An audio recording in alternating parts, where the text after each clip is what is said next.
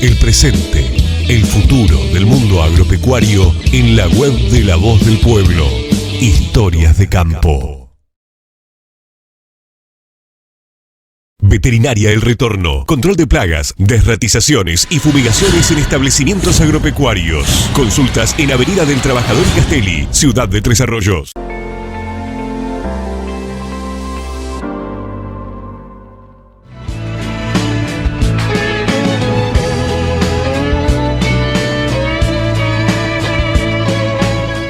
La protagonista de Historias de Campo de esta edición número 5 es Krina Sigalski, más conocida como Riné. La historia de Krina, o de Riné, como quieran llamarla, es una historia muy parecida a muchos hijos de inmigrantes en la Argentina. Es una historia que también mezcla historias de arriba, un país desconocido, y también vida en el ámbito rural. Nos pareció muy interesante su historia personal, que reúne esas dos facetas de la historia de la Argentina y también de la historia de nuestra ciudad. Nos contará un poco de su padre y las peripecias que tuvo que hacer para llegar a la Argentina, y también un poco de su vida en el campo de la ciudad de Tres Arroyos. Dijeron, bueno, sería bueno si fabricáramos acá calefactores, porque no había calefacción en la Argentina. Entonces mi papá empezó con los otros dos belgas la fábrica Escabe. La fábrica Escabe son 3 siglas, SKB. S de Sigalski, K de Kerkforde y B de Broers. Y fue un éxito de entrada. Increíble. Muchísimo trabajo mi papá. Escabe S.A. es una empresa industrial de familia, líder en la producción de equipos de calefacción, agua caliente y cocción. Desde sus comienzos, en 1950, se ha caracterizado por su fuerte foco en la innovación, por la capacidad de trabajo de su gente y por asumir un rol protagónico en la industria argentina a partir del diseño de sistemas y productos revolucionarios que se anticiparon a las exigencias de confort y seguridad de los usuarios. Historias de campo. Era todo otra vida, una vida que yo no conocía, pero uno vive en el campo teniendo la sensación como que estás en una isla solos. Tenés una vida muy individual y los horarios los tenés a tu gusto. Era muy, muy lindo y siempre es lindo, y todavía el canto de los pájaros, no se oyen autos. ¿Y cómo era tu rutina? Vos decís que me gustó esa imagen que decís que es como una isla. Eso está bueno, es como que... Claro. El mar sería el campo alrededor de la casa donde estás vos. ¿Cómo era tu rutina? Claro. Nos levantábamos temprano a las 7, el desayuno. Yo tenía que cocinar para el personal porque la vida rural cambió muchísimo. Yo te cuento, hace 50 años atrás. Entonces, los muchachos que trabajaban vivían en otra vivienda, pero comían con nosotros, en la misma cocina. Entonces hacíamos desayuno temprano. Los desayunos de los trabajadores del campo son muy copiosos. Una taza grande de café con leche, salames o un bifecito vuelta y vuelta, pan, mermelada, manteca. Entonces eso era todas las mañanas. Sí, un bifecito, sí, porque ellos se levantan más temprano en verano, como a las 5, 5 y media. Entonces a las 7, después tenía que cocinar para el almuerzo y la cena. Se carneaba una oveja, un borrego por semana, porque éramos 7 adultos para comer. Y eso fue para mí una experiencia enorme, porque de soltera yo trabajé en una administración, en una empresa, y de golpe cocinar para hombres. Pero me gustó. Vos decías que pasaste de un hotel de la administración de un hotel al campo así, sin ningún recreo en el medio, sin transiciones, de un día para el otro. Claro, las chicas antes tenían que casarse, ¿cómo no te ibas a casar?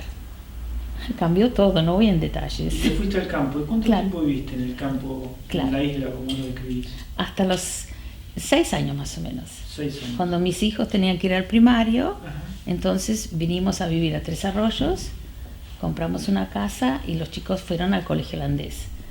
Mi suegro fundó el colegio, entonces es como un terreno familiar propio. Tiene una extensión de tu casa. Claro, sí. Pero nunca fueron pupilos. Ajá. Bueno, los fines de semana íbamos al campo siempre. Los viernes tarde no había clases, entonces estaban allá los chicos y felices, porque la vida de un niño en el campo es muy, muy bueno. Yo los veía con una libertad que tenían para jugar donde querían, esa libertad de los niños con los animales, con las plantas, eso fue lo más lindo, criar los hijos en el campo. Y después la vida, siempre estuviste cerca de la vida agropecuaria y ahora te seguís dedicando a otra cosa, de otra manera.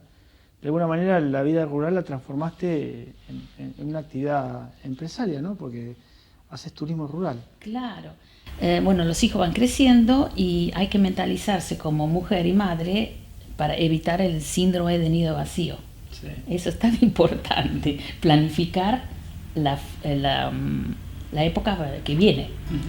Entonces yo digo, bueno, qué lindo hacer algo que se pueda aprovechar el espacio. Entonces empecé con campamentos. Yo no tenía la ¿De qué año infraestructura. estamos hablando más o menos? Esto hace ¿Cuánto tiempo? 15 años atrás.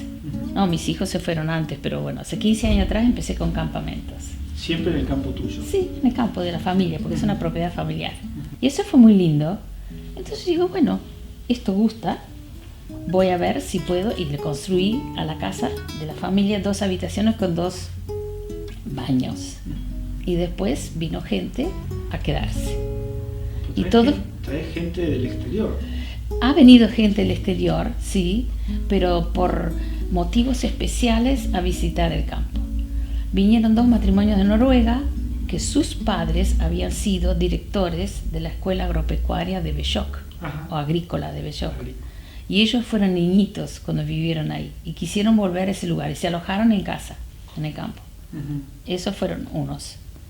Pero después son todos turistas argentinos, toda gente de acá que quiere ir al campo. ¿Y qué buscan cuando vos hablas? Porque es otro tipo de turismo, ¿no? Porque están ahí en una casa, cercanos, puedes conversar. No es que están aislados como un pasajero común en un hotel. Les gusta mucho el ruido, ahora se llama turismo slow, que están casi solos. Sí, la calma de... Claro, yo no tengo mucha gente, no hay una multitud. ¿Y qué hacen? No tengo horario, se levantan a la hora que quieren, desayunan a la hora que quieren, hasta las 12 pueden desayunar. Mayormente se cocinan ellos su comida, porque tengo afuera un horno de afuera, que le dicen horno de barro, pero es de cemento, parrilla afuera y leña. Y después tengo un lugar que se llama el quincho, donde pueden cocinarse, estar. La gente sale a caminar, a correr. Tengo bicicletas para que anden, caballos y pileta. Si no tenés pileta en verano en el campo. Pero vienen de todas las edades, ¿no? ¿O más Sí, matrimonios? sí, no, todas las edades. Sí, sí.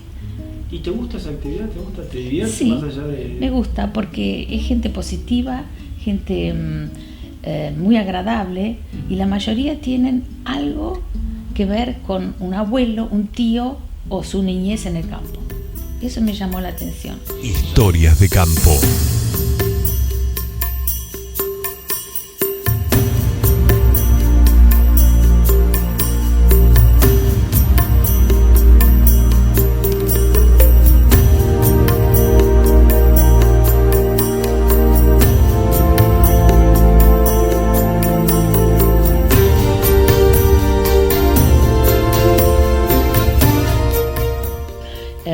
De niña, cuando tenía 5 años, casi 6, mis padres decidieron emigrar de Europa hacia Canadá o Australia, porque mayormente los países de habla germana o anglosajones buscaban esos países. A la Argentina llegaron más los latinos. Sí, sí. Y la obligación mundial es vacunarse contra la viruela, porque había sido una pandemia y era muy contagioso. Entonces yo tuve que tener una vacuna también, como toda la familia. Pero la mía no brotaba, tenía que brotar. Y la segunda vacunada y la tercera. Entonces ya se vencía el plazo, porque habían ya reservado el barco, se había vendido la casa, las propiedades, porque mi papá había heredado de sus padrastros. Y bueno, entonces nos venimos a la Argentina, porque habían dicho, no importa si una de la familia, 5 años, una nena. Bueno, mi papá era húngaro, se había criado de niño en Holanda, porque después de la Primera Guerra Mundial, todos los niños víctimas de la Primera Guerra Mundial, tuvieron refugio de los países de Centro Europa hacia los países del Mar del Norte, Dinamarca, Holanda y Bélgica.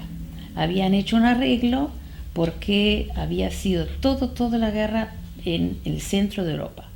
Entonces había muchos huérfanos o medios huérfanos. Mi papá era medio huérfano. Entonces cuando llegó a Holanda tuvo una familia sustituta porque no se podía adoptar a los hijos, tampoco cambiarles el apellido. Eran arreglos. Después de esto salió la UNESCO. Antes se llamaba Trenes Liga. Mira. Entonces mi papá se crió muy bien.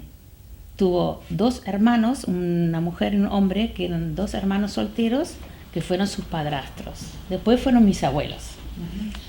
Y él tuvo enseñanza primaria, secundaria, todo fantástico. Mi papá hablaba todavía el húngaro, pero él nunca había vuelto a Hungría.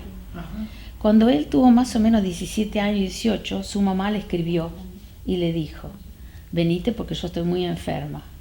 Y mi papá fue con un primo político, o sea, primo de sus padrastros, sobrino, allá a Hungría. Entonces estuvo con la mamá y la familia. Entonces por la calle andando, la policía le preguntó el documento y vieron que tenía una edad como de servicio militar. Y le dice, ¿qué haces vos acá en la calle? Tenés que estar en el servicio militar. Mi papá tenía 18, 20 años. Al otro día ya se fue. No compró un pasaje de tren ni de colectivo, nada. Se fue caminando de noche con el primo, huyendo entre los campos, los bosques. De día dormían hasta llegar a Holanda. Así que calcula el mapa, sí, con tal que no lo agarraran. ¿De Hungría a Holanda sí, a pie? Sí, con tal que no lo agarraran, porque en esa época el servicio militar era tremendo. Después cuando venimos a la Argentina, mi papá había hecho, para venir a la Argentina, un contrato de trabajo. Tenía un socio que tenía una empresa pesquera en Mar del Plata. Entonces mi papá tenía que hacer las instalaciones técnicas para el ahumado automatizado. Mira. Porque se ahumaba, se salaba o se guardaba en grasa todo lo que era carne. Entonces tenía todo arreglado. Y vinimos, y para sacar el dinero de Holanda de la venta de las propiedades tuvo que hacer una trampa legal, porque la ley holandesa prohibía sacar más de 40 florines cada uno que se iba. Pues se fueron muchísimos, Canadá, todas las. O sea, cada uno tenía que llevar 40 florines, más no.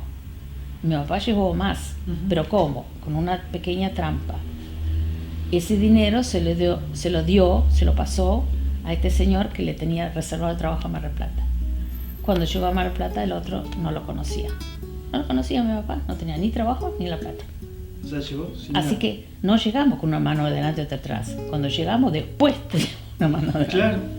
¿Y cómo se está arreglando? ¿Viste cómo nos arreglamos? Bueno, Eso en Mar del Plata, ¿no? ¿Se llama? en Mar del Plata. En Mar del Plata hay muchos belgas. Antes había una colectividad grande. Otros belgas se habían enterado de esto que había sucedido con mi papá y lo fueron a buscar.